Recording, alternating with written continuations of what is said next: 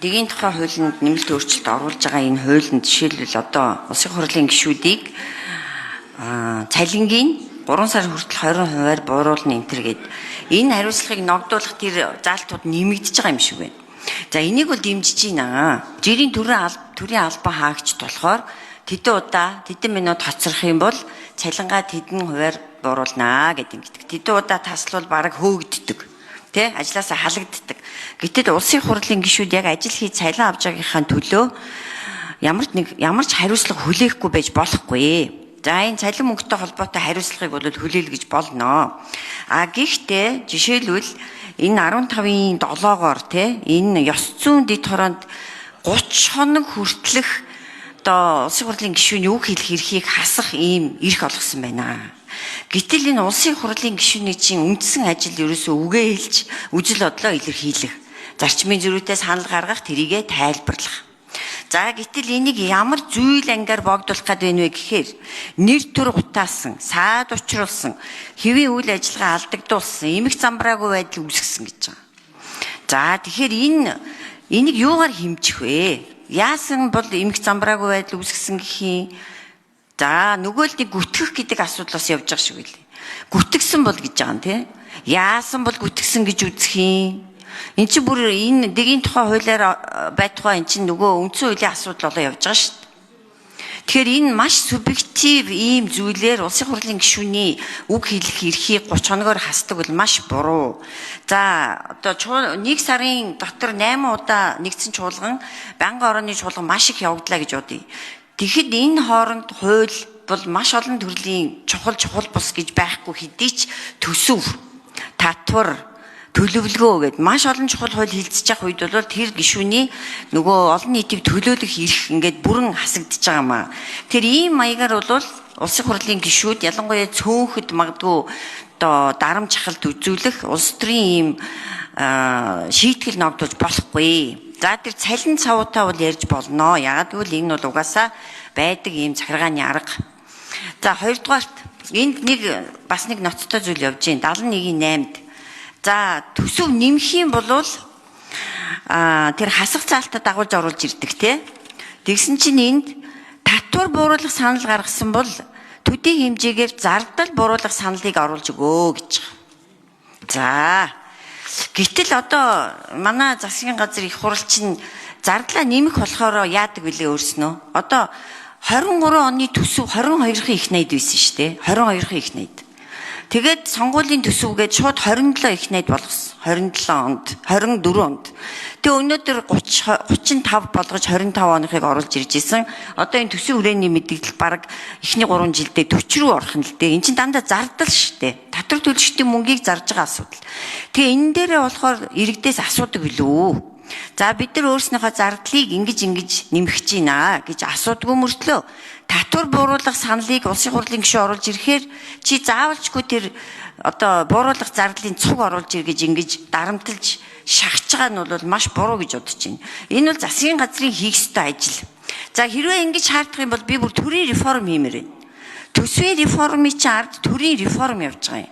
Одоо хувь хүний орлогын албан татварыг 1% болгож бууруулна гэдэг санаа чи ардаа төрийн реформ, төрийн цомгтголыг хийлгэх гэсэн давхар санаа явж байгаа юм. Тэгээ би энийг хийлгэх ийм санал оруулж ирж болох юм уу? Жишээлбэл 2.6 их найдаар хасахын тулд би ийм 10,000, 20,000 төрийн албан хаагчийг цомгтгомоор байна. За хариу. За, бямцагтаа дараах хариул. Нэгмс авчих юм. За баярмаа гишүүн нэмж 1 минут тодруулъя. Тэгэхээр би одоо цомгтголыг чинь хийх маш мэрэгэн санаанууд байна л да. За одоо нэг төрийн өмчит компанид сая ямар барилгын хөгжлийн төвд 3 дэд даргатай болсон гэж яриад байна л да. Нэг байгууллагт штэ 50 хэдэн одоо орон тоогоор нэмэгдүүлээ. Тэр дотроо 3 дэд дарга, нэг ерөнхий инженер, бараг 4 дэд дарга. Тэгээ эндээс чи ахуулаад халаад дарга анги чи цөөлөх боломж зөндөө байна. Тэгээ ийм төрийн реформын чинь цуг хийгээд оруулаад ирж болох юм уу? Ийм одоо асуулт байна те. За дахиад энд тодруулга нэмс авчи. Энэ нөгөө хууль хэлэлцэх даргын зөвлөлөөр ордог те.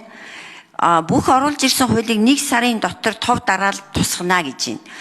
Тэгэхээр манай Монголд хуулиас их юм байхгүй. Одоо бараг 900 гаруй мянгаад хууль байна. Гэтэл нөгөө хэрэгжил талдаа, хяналт талдаа сул байна. За энэ улсын хурлын хамгийн чухал ажил бол За Бямцгтар хариулъя.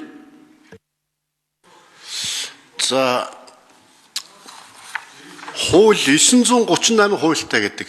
Энд дэвт яг өдөр тутмын тийм нийгмийн хэмжээ зохицуулж байгаа дахин давтагдах шинж чанартай хуулиуд нь бол 350 гаруй хууль байгаа. Бусд нь бол хууль хүчингүй болгосон, хуульд нэмэлт өөрчлөлт оруулсан ингээд 900 болчихдөг юм аа. Энэ бол бидний бас энэ хууль тогтоомжийн тухай хуулиар энийг ялгах гэж байгаа. Яг өдөр тутмын иргэдийн нийгмийн харилцааг зохицуулж байгаа хуулиуд нь энэ нь бол тийм хууль хүчингүй болсон тооцох тухай гэдгийг гэх мэт одоо хэрэгждэггүй гэдэг юм уу те шаардлагагүй зөв тийм хуулиудын жагсаалт юм а гэдэг ялгаад энэ шийдэлнэ. Татвар бууруулах бол зардал бууруулах санал.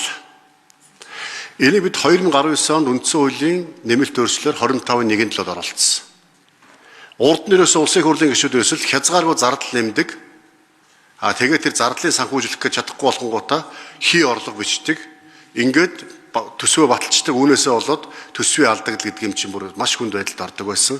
Үүнийг засч үндсэн хуулиндаа улсын хурл засгийн газрын өргөн барьсан төсвийг хэлэлцэхдээ заавал зардал нэмэгч байгаа бол орлого нэмэх тийм үү?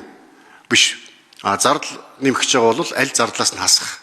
Баталсан тэр төсвийн зардал дотор л батлах ёстой шүү гэсэн үндсэн хуулийн зарчим болсон. Энийг бид нар бас улсын хурлын тухай хуулиндаа хийгээд өгцөө. 71-ийн 8 дээр байж байгаа. Өнөөдөр ороод ирсэн юм биш. Баярмаг шүнэ. Та одоо бидний сая оруулаад ирснийг бодож байгаа шүү байна. 19 онд батлаад 20 оны улсын хурлын тухай хуулинд орцсон заалт одоо хэрэгжиж явж байгаа. Харин таны санаачилж байгаа одоо 1% татвартай холбоотой ингээд бүтцийн реформ хийх ийм хууль байх юм бол бүр одоо талархалтай хүлээж авнаа. Ингээд төсвийн орлого 1% хүн амын орлогонд 1% болгосонтой холбоотой ингээд төсвийн орлого ингэж буурна. Үүнтэй холбоотойгоор ийм зардлуудыг ингэж цомгохдохыг гэсэн санал байвал одоо маш тийм ажил хэрэг санал хэрэгтэй байна. Одоо манай алтан үе гишүүдээр хэлээд гишүүд энэ татвартай холбоотой эрүүгийн одоо хуулийн томоохон өөрчлөлттэй холбоотой заалтыг санаачлахыг одоо хуулийн хүрээ хязгаар хумих хэрэгтэй байна шүү дээ. Тэгэхгүй бол улс орныхаа эдийн засаг төсвөө тоглочих гээд байна шүү дээ гэж одоо бас манай туршлагатай гишүүдс ярьдаг. Энийг бас одоо бодох ёстой. За нэг овоо босгоогүй шаазгаа хаанаас суух уу гэж дээ. Хурлаа таслахгүй бол санал хураалтанд оролцоод байвал улсын хурлын гишүүдийн тийм үү ёс зүйн хариуцлага яригдахгүй. Ганцхан хууль зөрчөөд, дэгийн хуулиа зөрчөөд ёс зүйн одоо тийм элдв одоо зөрчил гаргаад байгаа учраас одоо ёс зүйн хариуцлага ярихаас өөр аргагүй болдог. Урд нь ч тэгдэг байсан. Урд нь хуралдаан даргалах шарах хэмжээ авдаг байсан бол одоо ёс зүйн дэд хороогоор энэ асуудлыг хэлэлцэн шийдвэрлэхээр орж байгаа. Аль нэг одоо олонх цөөнхөд одоо илүү удаа үйлчлэгсэн юм байхгүй. Ёс зүйн дэд хорог улсын хурлын хоёр дэд даргын нэг нь одоо ахлана гэж орж байгаа. Илүү одоос ёс зүйн дэд хорооны одоо ажлыг нэлээ хариуцлагатай гишүүдийг хэлмэгдүүлэхгүй бах, хохироохгүй бах,